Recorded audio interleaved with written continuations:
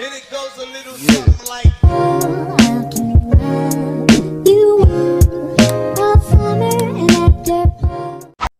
Assalamualaikum warahmatullahi wabarakatuh. Perkenalkan, nama saya Anna Fadila Sari dari kelas A, Program Studi Ilmu Administrasi Publik, Fakultas Ilmu Administrasi, Universitas Brawijaya.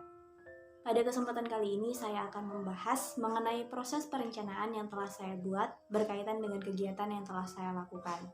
Video kali ini merupakan tugas mata kuliah Azas Manajemen dengan dosen pengampu Ibu Martina Purwaningdiah, SLP MAP. Dalam menyusun perencanaan ini, saya menggunakan konsep 5W tambah 1H dan unsur SMART di dalamnya. Kira-kira perencanaan ini berhasil nggak ya? Kali ini saya akan membahas tentang konsep 5W tambah 1H. Yang pertama adalah what atau apa. What di sini merupakan apa sih perencanaan yang saya buat? Nah, perencanaan yang saya buat adalah perencanaan mengenai strategi lolos SNMPTN pada tahun 2021. Yang kedua yaitu why atau mengapa.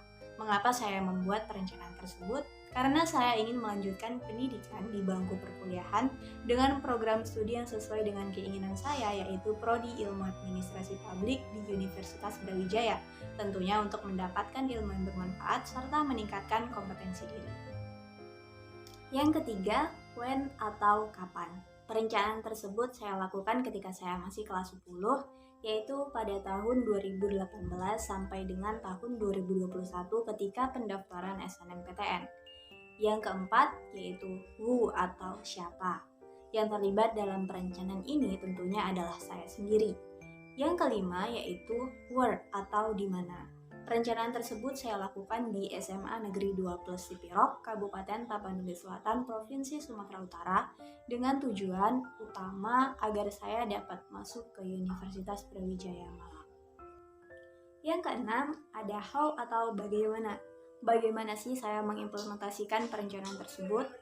Untuk mencapai tujuan perencanaan yang telah saya buat, saya melakukan beberapa hal. Sebelumnya, salah satu indikator dalam penilaian SNMPTN adalah nilai rapor.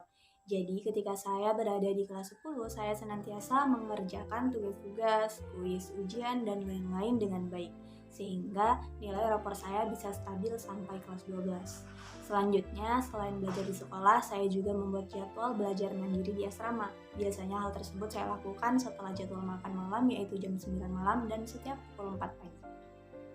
Selain itu, saya juga sering mengikuti lomba-lomba seperti Olimpiade Wusu, Olimpiade Ekonomi, KSN, dan lain-lain dengan tujuan untuk menambah pengalaman serta sertifikat yang dapat menjadi nilai plus saat SNMPTN 2021. Selanjutnya yaitu penggunaan konsep SMART dalam perencanaan masuk kuliah. Yang pertama ada spesifik. Ruang lingkup atau target saya untuk pilihan kuliah sudah jelas, yaitu di Universitas Brawijaya Malang dengan program studi Ilmu Administrasi Publik melewati jalur SNMPTN. Yang kedua, measurable atau terukur. Dalam perencanaan yang saya buat ini, saya bisa melihat tingkat keberhasilannya, apakah dapat tercapai ataukah tidak. Jika dilihat dari indikator penilaian dalam SNMPTN yaitu nilai rapor, kualifikasi individu berupa sertifikat lomba, indeks sekolah seperti alumni dan lain-lain, dapat dikatakan kemungkinan keberhasilan perencanaan ini sekitar 90%. Yang ketiga yaitu achievable atau dapat tercapai. Di sini saya memilih Universitas Brawijaya dengan prodi Administrasi Publik pada pilihan pertama dan Universitas Sumatera Utara dengan prodi yang sama di pilihan kedua. Saya sangat berharap untuk lolos pada pilihan pertama dengan kemungkinan besar dapat saya capai. Yang keempat yaitu realistis atau sesuai dengan kemampuan. Dengan nilai rapor saya yang cukup stabil, adanya sertifikat perlombaan, serta indeks sekolah yang baik, perencanaan saya dapat dikatakan realistis untuk dicapai. Yang kelima yaitu time atau batas waktu yang jelas. Dalam perencanaan tersebut, saya telah mengalokasikan jam belajar mandiri dengan sebaik mungkin. Di sini, jam belajar mandiri saya adalah sekitar 4-5 jam per harinya, yaitu 1 jam di setiap jam 4 pagi dan jam 9 sampai jam 11 pada malam hari. Pertanyaannya, apakah saya berhasil dalam mencapai tujuan dari perencanaan tersebut? Jawabannya adalah ya.